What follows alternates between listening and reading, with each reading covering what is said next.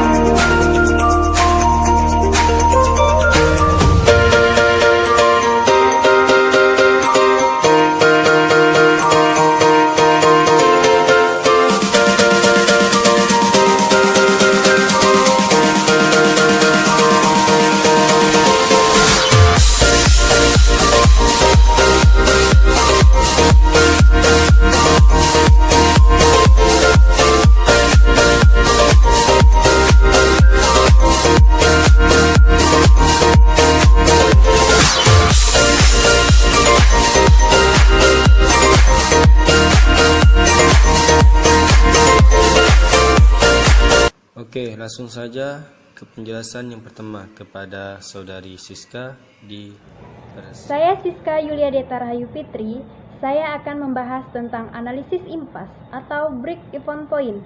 Analisis impas merupakan suatu kondisi usaha pada saat perusahaan tidak memperoleh laba, tetapi tidak menderita rugi dan jumlah penghasilan perusahaan sama besarnya dengan jumlah biaya perusahaan.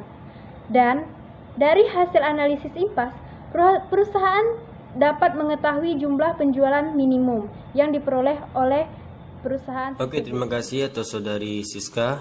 Selanjutnya akan dijelaskan oleh saudara Agus Supriyono. Kepada Agus, dipersilahkan. Bismillahirrahmanirrahim. Saya akan menjelaskan tentang analisis impas atau break even point.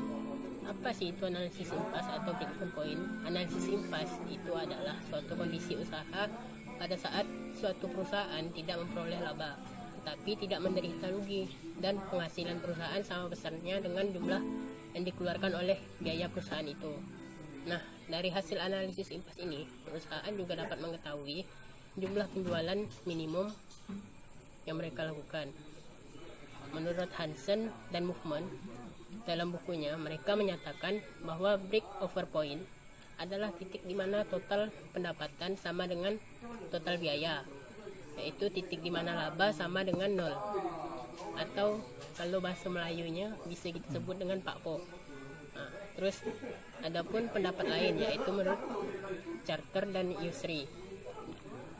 Menurut mereka dalam analisis atau break even point terdapat 2 macam biaya, yaitu biaya tetap dan biaya variabel. Biaya tetap itu adalah biaya yang secara total tidak dapat berubah secara aktivitas meningkat ataupun menurun.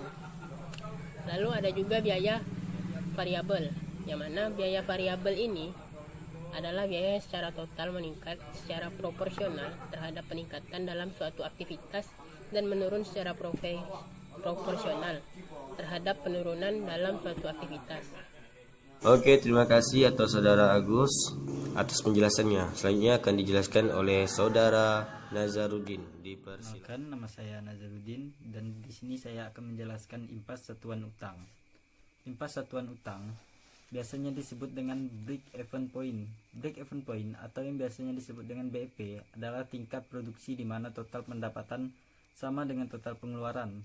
Dengan kata lain, break-even point adalah titik di mana perusahaan menghasilkan jumlah laba yang sama dengan biaya selama proses manufaktur dalam periode akuntansi. Bisa dikatakan bahwa break-even point adalah titik impas dalam suatu perusahaan. Hal ini dikarenakan pendapatan dan pengeluaran sama nilainya. Berdasarkan laba bersih untuk periode tersebut adalah 0.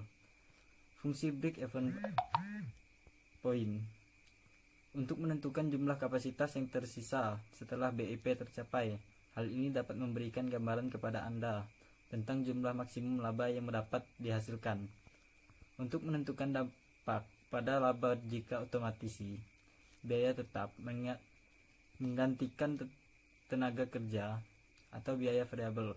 Untuk menentukan perubahan laba jika harga produksi diubah. Untuk menentukan jumlah kerugian yang bisa diperkecil jika bisnis mengalami penurunan penjualan. Oke, terima kasih atas Saudara Nazarudin. Selanjutnya akan dijelaskan oleh Saudari Dewa Ayu Elsa. Dipersilahkan. Bismillahirrahmanirrahim. Saya akan menjelaskan tentang rasio margin kontribusi. Rasio margin kontribusi ini digunakan untuk menentukan impas dalam satuan uang. Nah, rumusnya itu adalah total biaya tetap dibagi dengan rasio margin kontribusi. Rasio margin kontribusi adalah perbandingan antara margin kontribusi dengan total penghasilan. Nah, di mana rasio margin kontribusi ini biasanya juga disebut dengan rasio laba volume. Oke, terima kasih atas Saudari Elsa. Selanjutnya akan dijelaskan oleh Saudari Halimah. Dipersilahkan. Penentuan impas menggunakan teknik aljabar. Di sini saya akan menjelaskan sedikit tentang materi impas dalam unit. Impas dalam unit produk untuk mengetahuinya rumusnya adalah total biaya tetap dibagi harga jual per unit produk dikurang biaya variabel per unit. Impas dalam unit produk ini adalah pada keadaan di mana titik impas laba operasinya sama dengan 0, sehingga akan menghasilkan jumlah produk dalam satuan unit maupun satuan uang penjualan yang dijual mencapai titik impas ditambah biaya tetap. Oke, terima kasih atas Saudari Halimah penjelasannya. Selanjutnya akan dijelaskan oleh Saudari Tiara Syabandila. Dipersilahkan. Di dalam margin kontribusi terdapat 4 faktor. Yang pertama, harga produk per unit P. Yang kedua, volume atau tingkat aktivitas Q. Yang ketiga ada biaya variabel per unit V. Yang keempat ada biaya tetap total FC. Jadi, apa itu margin kontribusi? Ialah sisa hasil penjualan dikurang biaya variabel digunakan untuk menutup biaya tetap.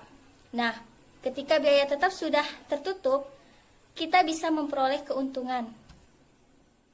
Oke, terima kasih atas Saudari Tiara Syabandila. Selanjutnya akan dibahas oleh Saudari Nurul Baiti. Dipersilahkan. Nama saya Nurul Baiti. Di sini saya akan menjelaskan tentang grafik volume dan laba, di mana grafik volume dan laba ini sangat bermanfaat untuk pemantauan anggaran dalam waktu pelaksanaan. Nah, analisis volume dan laba ini adalah merupakan suatu grafik untuk memberikan informasi terhadap pengaruh perubahan volume dan laba bagi suatu perusahaan. Analisis ini disusun dengan membuat garis laba atau rugi dan garis volume penjualan. Garis laba rugi digambarkan dengan membuat garis secara vertikal, sedangkan garis volume penjualan digambarkan dengan menggaris secara horizontal. Garis horizontal sini akan memotong garis dari vertikal pada laba yang sama dengan 0 atau yang biasa kita sebut break even point. Terima kasih atas Saudari Nurul Baiti. Selanjutnya akan dijelaskan oleh Saudara Yoga Sugandi. Kepada Yoga dipersilakan. Baiklah, saya akan melanjutkan penjelasan dari teman saya, yaitu grafik laba per unit. Penentuan impas dengan teknik grafik dapat ditentukan dengan teknik grafik laba per unit. Di samping digunakan sebagai teknik penentuan impas, grafik laba per unit juga dapat digunakan manajemen untuk melihat sejauh mana total biaya tetap mempengaruhi biaya per unit. Yang pertama, kita untuk menentukan grafik laba per unit ini kita harus memperhitungkan penghasilan per unit. Yang kedua, biaya per unit untuk berbagai tingkat volume kegiatan dengan menggunakan data pada contoh sebagai berikut. Oke, terima kasih atas Saudara Yoga atas penjelasannya. Selanjutnya akan dijelaskan oleh Saudara Astobi. Kepada Saudara Astobi dipersilahkan. Bismillahirrahmanirrahim. Baik, di sini saya akan menjelaskan tentang teknik grafik. Sebelum membuat grafik, terlebih dahulu diperhitungkan penghasilan total dan biaya total pada berbagai tingkat volume kegiatan dalam jarak kapasitas tertentu. Untuk lebih jelasnya, berikut bisa dilihat dari contoh berikut pada gambar.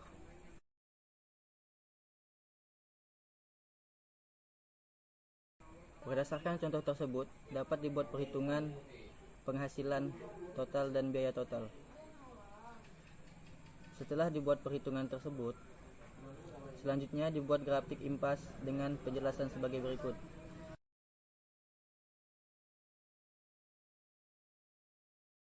Yang pertama, grafik penghasilan total dibuat dengan cara menarik-narik garis yang memotong titik-titik menunjukkan hubungan antara sumbu data dan sumbu tegak. Bisa dilihat pada gambar ini.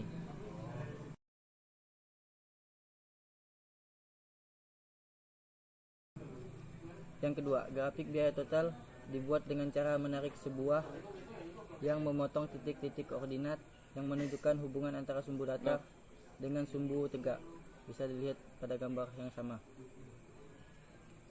Yang ketiga, grafik penghasilan total berpotongan dengan grafik biaya total pada sebuah titik yang disebut dengan titik impas.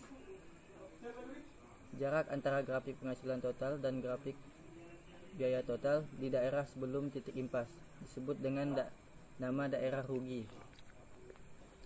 Untuk di daerah sebelah kanan titik impas digunakan dengan daerah laba, dinamakan dengan daerah laba. Oke, terima kasih atas Saudara Astobi atas penjelasannya. Selanjutnya akan dijelaskan oleh Saudari Friska Fitria. Dipersilahkan. Assalamualaikum warahmatullahi wabarakatuh. Saya Friska Fitria akan menjelaskan teknik perhitungan laba rugi coba-coba. Berdasarkan cara ini, impas ditentukan dengan cara membuat perhitungan rugi laba untuk berbagai tingkat volume kegiatan dengan cara coba-coba.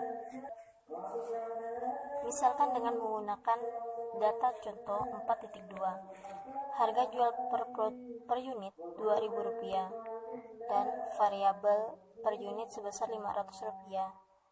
Total biaya tetap 0 sampai 200 unit sebesar Rp180. Dan data tersebut dapat dibuat perhitungan rugi laba yaitu mulai dari tingkat volume kegiatan 0 sampai tingkat volume kegiatan 200 unit. Dari perhitungan teknik tersebut, maka ditemukan impas yaitu pada tingkat volume kegiatan sebesar 120 unit. Dari keterangan teknik ini, semakin sedikit tingkat volume produksi, maka semakin mengalami kerugian. Dan semakin banyak tingkat volume produksi, maka semakin besar laba yang akan diterima. Terima kasih.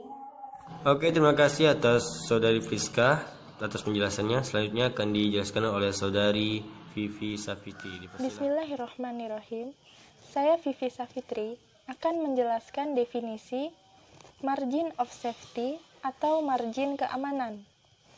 Margin keamanan adalah selisih antara rencana penjualan dalam unit atau satuan uang dengan impas dalam unit atau satuan uang penjualannya. Margin keamanan memberikan informasi seberapa jauh realisasi penjualan dapat turun dari rencana penjualannya. Hal tersebut dimaksudkan agar suatu perusahaan tidak mengalami kerugian. Penurunan realisasi penjualan dari rencana penjualan maksimum harus sebesar margin keamanan agar perusahaan tidak mengalami kerugian. Nah, perusahaan yang memiliki margin of safety lebih besar itu lebih baik dibanding perusahaan yang memiliki margin of safety yang rendah. Karena margin of safety dapat memberikan gambaran kepada manajemen seberapa besar penurunan yang dapat ditolerir, sehingga perusahaan tidak mengalami kerugian, tetapi belum juga memperoleh laba. Nah, untuk selanjutnya, perhitungan dari margin of safety akan dijelaskan oleh rekan saya. Terima kasih. Next, terima kasih atas saudari Vivi Safitri. Selanjutnya akan dijelaskan oleh Fira Salsaldila. Dan mari kita lanjutkan rumus dari margin of safety, yaitu akan saya tampilkan di layar laptop agar lebih mudah dipahami. Ini adalah rumus dari margin of safety dalam presentasi, yaitu MS atau margin of safety sama dengan MS per SB dikali 100%. SB itu adalah sales budgeted atau penjualan yang dianggarkan. Misalkan sebuah perusahaan ingin merencanakan penjualan sebesar Rp500.000. Dari penjelasan yang disampaikan oleh rekan saya tadi, maka impas pada saat penjualan mencapai sebesar Rp340.000. Maka berapakah margin keamanannya? Untuk lebih mudahnya akan saya tampilkan di layar laptop. Ini dia. Jika dilihat, maka Rp500.000 dikurang dengan Rp340.000 sama dengan Rp160.000. Jika perusahaan tidak ingin menderita rugi, realisasi penjualan dapat turun maksimum sebesar Rp160.000. MS ini adalah margin safety atau margin keamanan. Jika menggunakan data rasio margin di atas, maka hasilnya akan seperti ini. 160.000 dibagi 500.000 lalu dikali 100%, maka hasilnya adalah 32%. Lalu materi selanjutnya akan dilanjutkan oleh rekan saya. Sekian dan terima kasih. Oke, terima kasih atas saudari Fira Salsaldila. Selanjutnya akan dijelaskan oleh saudari Anis Mukaromah. Dipersilahkan. Assalamualaikum warahmatullahi wabarakatuh. Saya Anis Mukaromah. Di sini saya akan menjelaskan tentang asumsi dalam analisis impas. Nah, mengenai analisis impas ini merupakan salah satu analisis tentang hubungan antara biaya, volume, dan laba. Nah, analisis tersebut itu sangat dibutuhkan oleh manajemen untuk mengetahui hubungan antara biaya, volume, dan laba. Nah, terutama informasi tentang penjualan dan penurunan dan besarnya penurunan harga penjualan. Nah, realisasi penjualan dari penjualan agar perusahaan tidak menderita rugi. Nah, jika asumsi itu berubah, maka akan mempengaruhi posisi impas dan akan mempengaruhi laba perusahaan. Nah, asumsi yang mendasari analisis impas ini ada 3. Yang pertama itu harga per unitnya tidak berubah-ubah, dan yang kedua itu perusahaan memproduksi barang dengan jarak yang kapasitas, dan yang ketiga itu biaya ini dibagi menjadi 2. Yang pertama itu biaya tetap dan variabel. Terima kasih. Sekian penjelasan dari saya. Wassalamualaikum warahmatullahi wabarakatuh. Oke, terima kasih atas saudari Anis. Selanjutnya akan dijelaskan oleh saudari Dayura. Kepada Dayura dipersilahkan. Assalamualaikum warahmatullahi wabarakatuh. Saya Dayura akan menjelaskan tentang dasar asumsi analisis break-even point. Dilihat lebih dalam lagi mengenai pengertian, perhitungan, dan konsep biaya yang mendasari analisis ini, maka asumsi-asumsi yang dapat saya sampaikan: pertama, harga jual per unit tidak berubah-ubah dalam berbagai volume penjualan.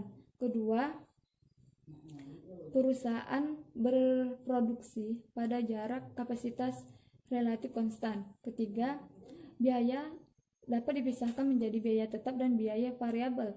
Biaya tetap biaya yang tidak berubah-ubah, sedangkan biaya variabel biaya yang berubah-ubah. Yang keempat, jumlah perubahan persediaan awal maupun persediaan akhir tidak berarti. Yang kelima, jika perusahaan menjual lebih dari satu produk, maka komposisi produk yang dijual dianggap tidak berubah. Sekian, terima kasih. Oke, terima kasih atas penjelasannya oleh Saudari Dayura. Selanjutnya akan dijelaskan oleh Saudara Muhammad Halid. Assalamualaikum warahmatullahi wabarakatuh. Perkenalkan, nama saya Muhammad Halid. Saya dari akuntansi syariah 4C. Di sini saya akan menjelaskan tentang manfaat, kegunaan, dan kelemahan BOP.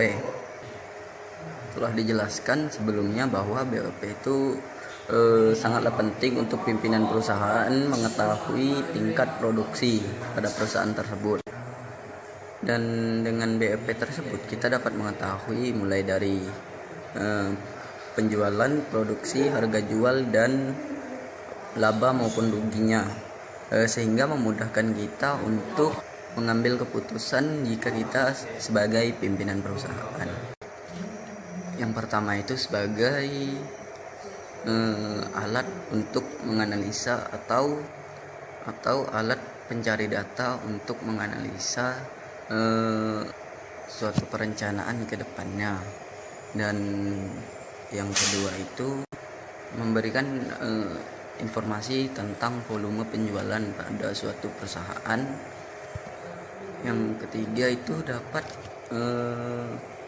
mengevaluasi laba dari keseluruhan dalam perusahaan. Dan yang terpenting itu yang terakhir, mengetahui jumlah penjualan minimal yang harus dipertahankan agar perusahaan itu tidak bangkrut. Adapun kelemahan BOP itu yang pertama itu asumsi yang menyebutkan harga jual konstan, padahal kenyataannya harga ini kadang-kadang harus berubah sesuai dengan ketentuan permintaan. Yang kedua, asumsi terhadap cost. Penentuan untuk biaya variabel dan biaya tetap itu juga mengandung kelemahan dalam keadaan tertentu untuk memenuhi volumenya. Penjualan biaya tidak tetap bisa tidak berubah karena pembelian mesin dan peralatan lainnya. Selanjutnya itu tentang jenis barang yang dijual itu tidak selalu sama, dan pada biaya tetap juga tidak selalu tetap pada berbagai kapasitasnya.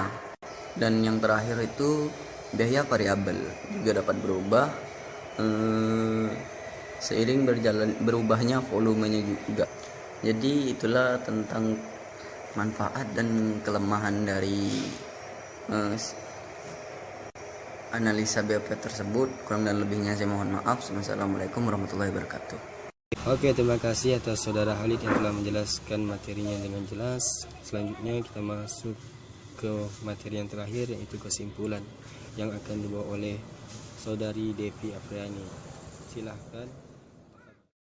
Perkenalkan, nama saya Devi Afriani. Di sini saya akan membacakan kesimpulan dari makalah kami. Analisis impas atau break-even point adalah suatu cara yang digunakan untuk mengetahui kondisi usaha yang mana pada usaha tersebut tidak mendapatkan keuntungan dan tidak pula mengalami kerugian, yang bisa juga dikatakan impas lah ya. Hasil dari analisis impas tersebut, suatu usaha dapat mengetahui jumlah penjualan dari segi unit produk maupun satuan uang, sehingga perusahaan dapat terhindar dari kerugian. Dalam analisis impas digunakanlah 3 teknik perhitungan, di antara yang pertama teknik aljabar, yang teknik grafik, dan teknik perhitungan laba rugi coba-coba. Pada teknik aljabar diperlukan data dari harga jual per unit, biaya variabel, dan total biaya tetap per tahun agar perusahaan mengetahui berapa hasil impas dan satuan uang ataupun ataupun unit sehingga dapat terhindar dari kerugian. Pada teknik grafik analisis impas ditentukan dengan hasil data perhitungan penghasilan total dan biaya total disusun dengan gambar grafik dari titik potong tersebut dapat mengetahui laba rugi perusahaan. Sedangkan pada teknik perhitungan rugi laba coba-coba analisis impas dihitung dengan menggunakan beberapa tingkat volume kegiatan terkecil sampai yang besar, sehingga hasilnya menunjukkan keadaan perusahaan. Pada analisis impas diperlukannya margin keamanan sebagai pengontrol dalam memberikan informasi tentang keadaan penjualan yang telah terlaksana. Margin keamanan ini merupakan selisih antara rencana penjualan dengan impas penjualan. Tidak hanya itu, dalam melakukan analisis impas itu tentunya diperlukan asumsi dasar yang dapat mempengaruhi perhitungan penjualan minimum dan penurunan realisasi penjualan sehingga dapat diketahui keuntungan atau kerugiannya. Sekian dari saya. Oke, terima kasih atas saudari Devi Afriani yang telah menjelaskan kesimpulan dari pemateri sebelumnya. Semoga dengan kesimpulan ini bisa mempermudah untuk memahami materi. Baik, mungkin sekian presentasi dari kelompok 1. Apabila banyak kekurangan kata atau kesalahan kata yang kami gunakan dalam menyampaikan materi, kami mohon maaf. Saya perwakilan dari kelompok 1 mengucapkan banyak terima kasih atas perhatiannya. Saya pamit mengundurkan diri. Assalamualaikum.